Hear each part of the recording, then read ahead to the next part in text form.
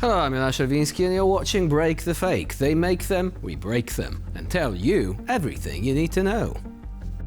When the Kremlin promised Russians that war will make them stronger, it apparently failed to specify who exactly would stand to benefit. Because it seems that so far the only thing that has strengthened in Russia is the crime rates.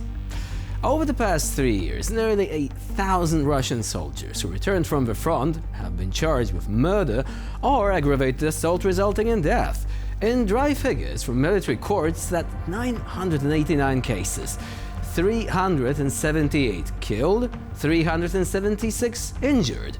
And these are only the cases that prosecutors have not swept under the rug.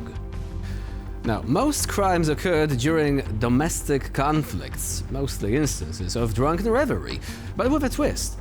Imagine your average drunk also having a grenade or two in his pocket. Yes, this is Russia today, with troops returning from the front line apparently prone to mistake their own mother-in-law for the enemy hiding in the trenches. Charming.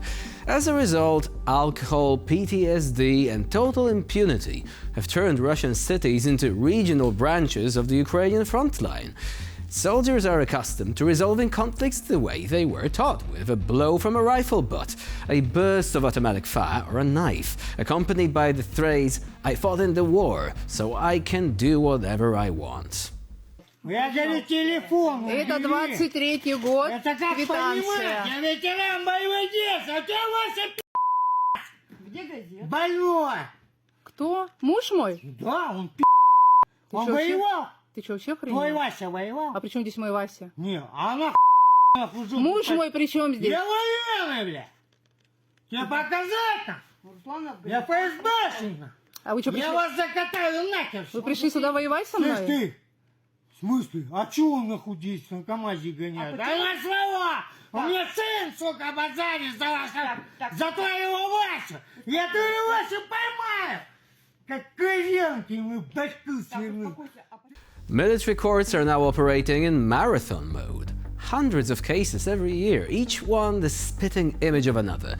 They argued, they drank. Someone said the war is BS. Someone else said, but Putin is a great leader. And then, accidentally, a person was simply gone. The irony is that in the military system, this is not even surprising, because when the state teaches its citizens to kill for 3 years in a row, you can't expect them to suddenly start giving each other hugs and kisses at home. This has recently led Ukrainian intelligence to say that what Moscow fears is not NATO, but its own heroes about to return home from the front line.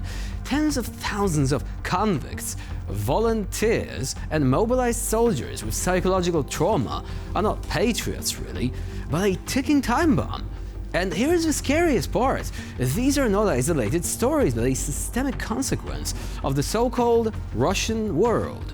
When the whole country spends 3 years listening to how to deal with enemies on the air, is it even a surprise that all of a sudden they begin to see these enemies everywhere, even in their own families? Today, Russia is reaping the fruits of its victories. Frontline heroes are turning into domestic killers, and the war with Ukraine is turning into a war with itself. A war of slow self-destruction, really. Because if domestic violence cases begin to give new meaning to the phrase "friendly fire isn't," then something has gone terribly, terribly wrong. Remember how there is only 2 things in life that you can never expect to avoid, namely death and taxes? Well, in Russia, it is actually a phrase that has taken on an ominous significance recently. On one of the Kremlin talk shows, one guy finally said the quiet part out loud. "I don't like paying taxes either, but if we want the country to be strong and the war to continue, we will have to replenish the budget." Я понял. Нет, как обыватель, естественно, я вас целиком полностью поддерживаю, и мне категорически тоже не нравится платить больше, если можно платить меньше. Не, в идеале вообще ничего не платить. Но поскольку я на свете живу давно, я благословенные времена, когда налоги платили только идиоты, застал. Вот. Но нас таких осталось немного. Мы живем, в общем, в довольно комфортной и неплохо организованной стране, а всякий комфорт, он стоит что? Правильно, денег. Вот. Ну и второе соображение, на котором вот наша власть, она не акцентировала внимание и до сих пор не акцентирует. Правда, я не понимаю, почему. Я в данном случае в очередной раз выступлю таким железным пропагандистом, адвокатом власти. Дорогие мои, вы же хотите, чтобы Россия встала с колен? Я думаю, что если каждого спросить, особенно в социальных сетях, скажут: да, дойдем до Карпат, значит, врежем пиндосом, чтобы у них кровь из глаз пошла. Вот для того, чтобы врезать пиндосом, нужны деньги. Okay, so this is a bit contrived, but bear with me. The man is trying to be the voice of the people. But in the end, he's all about justifying the Kremlin's cash grab. He may joke about taxes all he wants, but he always makes sure to emphasize that every ruble will go towards strengthening the economy and the great mission of the Russian state.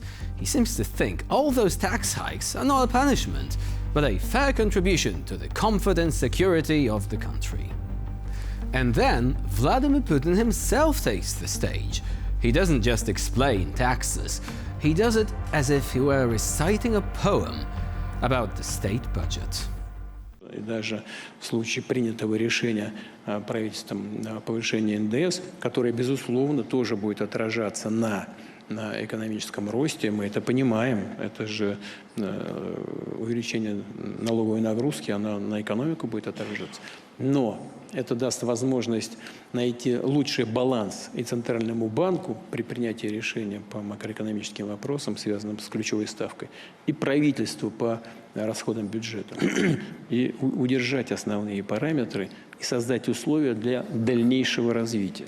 Вот все это вместе в комплексе дает нам основание полагать, что мы прошли очень сложный этап. Б, дает нам уверенность в том, что мы не только прошли этот этап, но у нас есть все основания и все возможности двигаться дальше. Translated into plain language, taxes are rising, so brace yourselves. The word balance, which Putin generously sprinkles throughout his speech, means that both businesses and ordinary citizens will pay, while the army and security forces remain the main priorities of the budget. But here's the truth that cannot be escaped. Against the backdrop of Kremlin rhetoric, the reality looks much more prosaic. In 2026, Russia plans to collect approximately $27.4 billion in taxes. The main tool for this is an increase in VAT from 20 to 22%, which will automatically push prices up. This means that IT companies will lose tax breaks. Small businesses will be forced to pay more due to restrictions on the simplified taxation system. The army and security forces will receive almost 40% of the budget, while social programs will inevitably be cut. In other words, Russia is running out of resources to support the war against Ukraine, so the Kremlin is shifting the burden onto citizens and businesses. The irony of the situation is that Russians are paying for comfort in a country where 3 years of war have burned down the economy and reduced the real welfare of the population. As far as we can see, Russian propaganda skillfully masks reality. Tax increases and benefit cuts are presented as a patriotic duty, and the chaotic economic situation is being portrayed as a difficult stage that Russia is supposedly about to overcome. And why are all those jokes from the communist era playing back in my head right now? Specifically the one about how the country has found itself on the brink of a precipice, but then made a giant step forward? And with this, we conclude this edition of Break the Fake. Please stay with us here on TVP World for more latest news and updates.